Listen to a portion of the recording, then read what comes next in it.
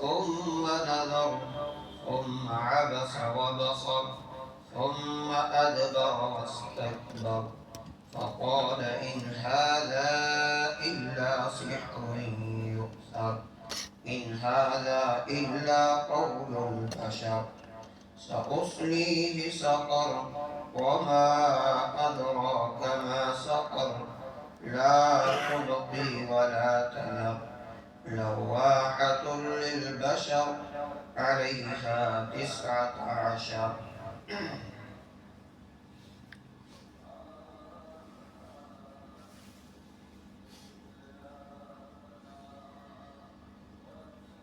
سورہ مدثر مکی صورت ہے، 56 آیات اور 2 رکوع پر مشتمل یہ صورت ہے۔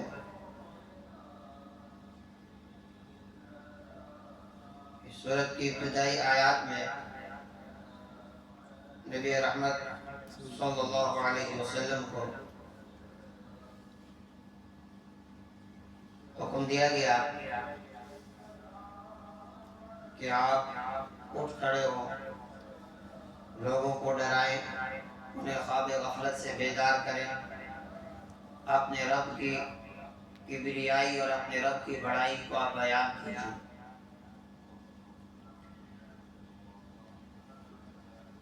جب رحمت دو عالم صلی اللہ علیہ وسلم پر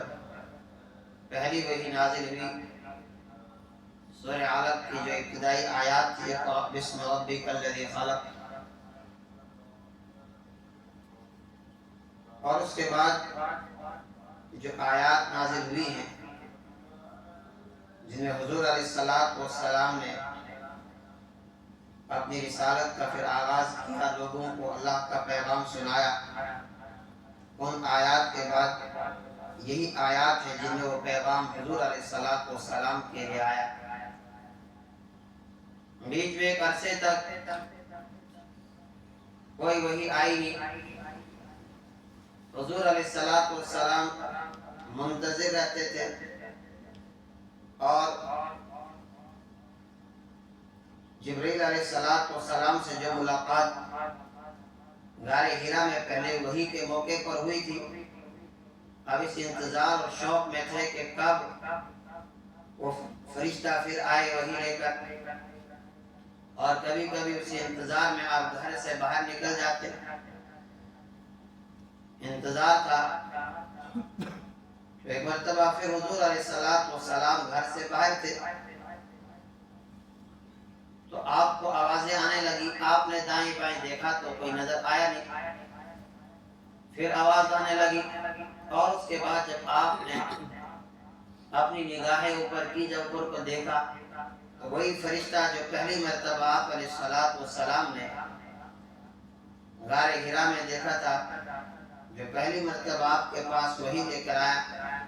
اسی فرشتے کو آپ نے دیکھا۔ تو اس وقت پھر اللہ کے حبیب صلی اللہ علیہ وسلم پر وہی کیفیت طاری ہوئی جو کیفیت پہلی وحی کے موقع پر ہوئی تھی، جسم پر کب کبھی طاری ہوئی۔ حضور علیہ السلام گھر گئے، حضرت خدیجہ الکبریٰ رضی اللہ تعالی عنہا سے فرمایا کہ کپڑا اڑا دو، انہوں نے حضور علیہ السلام کو کپڑا اڑایا، اللہ کی طرف سے حکم آیا، ایک کپڑا اوڑھنے والے، ایک کمبل لپیٹنے والے اٹھ کھڑے ہوں اور آپ اپنے رب کی کبریائی کو بیان کیجئے، اپنے رب کی بڑائی کو بیان کیجئے، لوگوں کو آپ خواب غفلت سے بیدار کریں۔ اور پھر حضور علیہ السلام نے اللہ کے پیغام کو اس کے بندوں تک پہنچانے کا کام شروع کیا۔ اور پھر اگلی آیات میں نافرمانوں کا انجام کہ جو حضور علیہ السلام کو طعنے دیتے تھے، جو حضور علیہ السلام کو طرح طرح کی باتیں سناتے تھے اور کس کس طرح کے طعنے دیے، وہ اگلی آیات کے اندر آئے گا، اور ان کو اللہ کی طرف سے سزا بھی ملے گی۔ اس سے پہلے سورہ مزمل کے اندر بھی آپ نے سنا حضور علیہ الصلوۃ والسلام کو کس طرح تسلی دی گئی اللہ کی طرف سے۔ اور آپ دیکھیں سورہ مزمل میں داعی کو تیار کیا جا رہا ہے کہ داعی کے اندر کیا کیا اوصاف ہونے چاہیے، اس نے کس طریقے سے راتوں کو اٹھ کے اللہ کے سامنے گڑ گڑا کر اپنے آپ کو تیار کرنا ہے۔ اور وہاں بتایا گیا ان ناشئۃ اللیل ہی اشد وطئا واقوم قیلا، یہ راتوں کا اٹھنا یہ انسان کے نفس کو کچلنے کے لیے سب سے زیادہ مؤثر ہے۔ حالانکہ نزول کے اعتبار سے یہ آیات پہلے نازل ہوئی ہیں سورہ مدثر کی، اور سورہ مزمل کی جو آیتیں ہیں بعد میں نازل ہوئی، لیکن قرآن کریم میں جو ترتیب ہے سورہ مزمل پہلے اور سورہ مدثر بعد میں، اس لیے کہ سورہ مدثر میں تو تبلیغ کا حکم دیا گیا ہے کہ اب آپ نے لوگوں کے سامنے اللہ کی وحدانیت کو بیان کرنا ہے، لوگوں کو دعوت دینی ہے، لیکن اس سے پہلے داعی نے اپنے اندر کیا کیا صفات پیدا کرنی ہے، داعی نے اپنے آپ کو کس طرح تیار کرنا ہے، اس کے لیے اس نے کیا کیا کام کرنے ہیں، وہ داعی کو جو تیار کیا گیا وہ سورہ مزمل کے ابتدائی آیات کے اندر بتایا گیا کہ داعی کے لیے ضروری ہے کہ وہ راتوں کو اٹھ کر اللہ کے سامنے سجدہ ریز ہو کر خوب اللہ کے سامنے گڑ گڑائے، راتوں کو بیدار رہے اللہ کے سامنے، اللہ سے مانگتا رہے، اللہ کے قرآن کو پڑھتا رہے، اور یہ نفس کو کچلنے کے لیے بہت زیادہ مؤثر، اور پھر جب آپ کوئی بات کریں گے تو بات بھی بہت زیادہ مؤثر ہوگی۔ تو سورہ مدثر کی ابتدائی آیات میں حضور علیہ السلام کو جو نبوت اور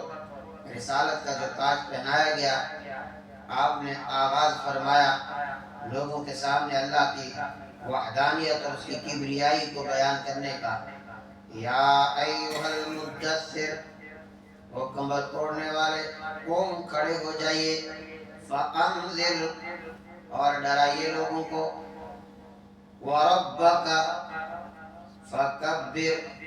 اور اپنے رب کی کبریائی کو بیان کیجئے،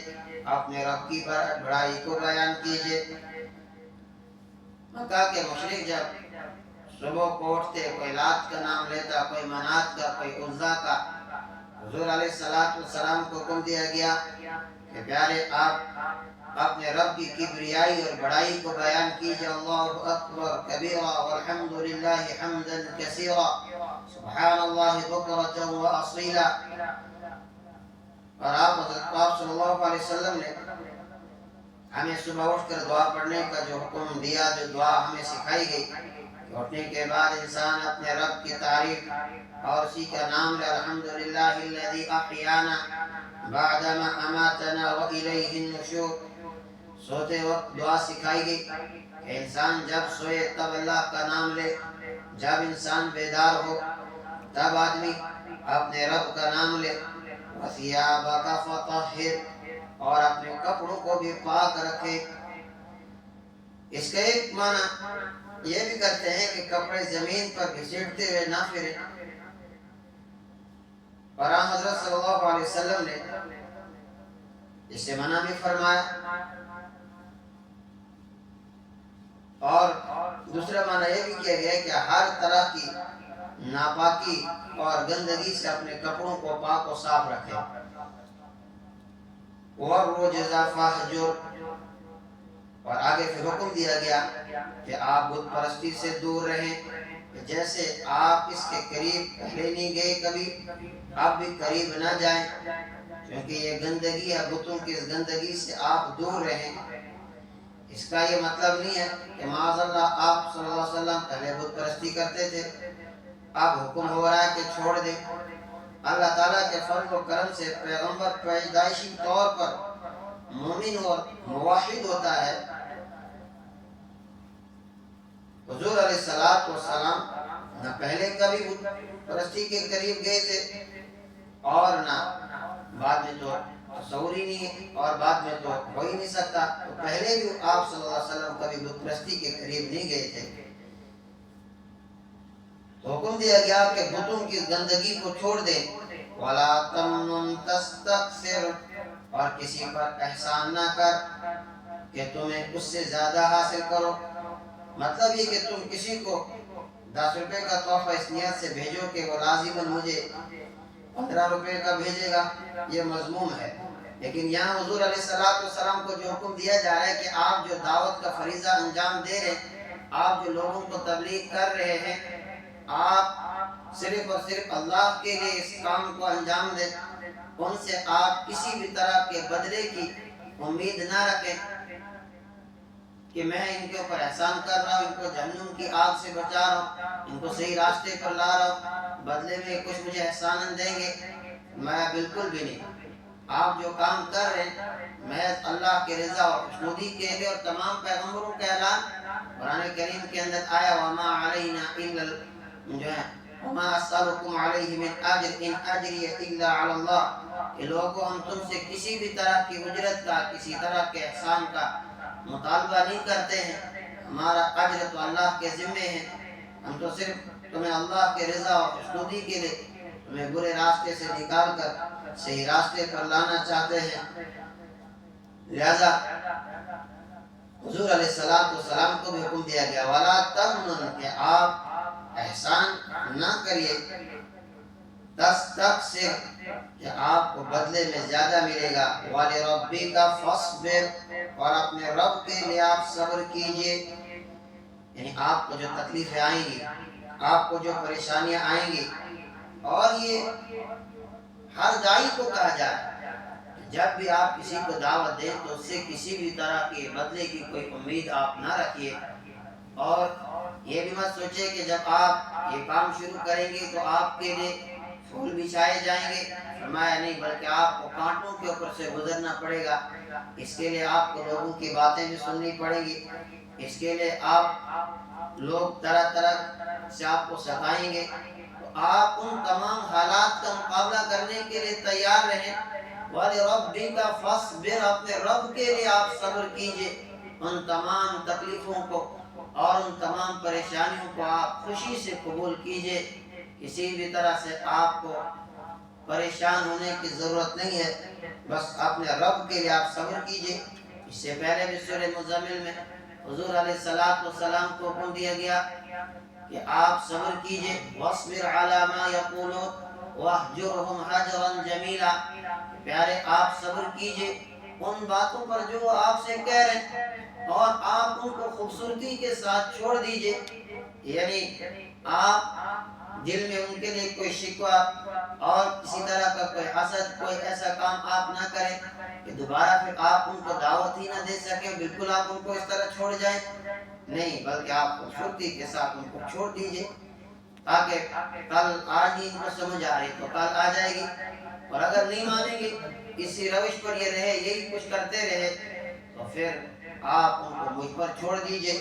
میں خود ان سے نمٹ لوں گا. اور یہاں بھی پھر ان اگلی آیات کے اندر قیامت کے منظر کو پیش کیا گیا کہ وہ منظر کیسا ہوگا،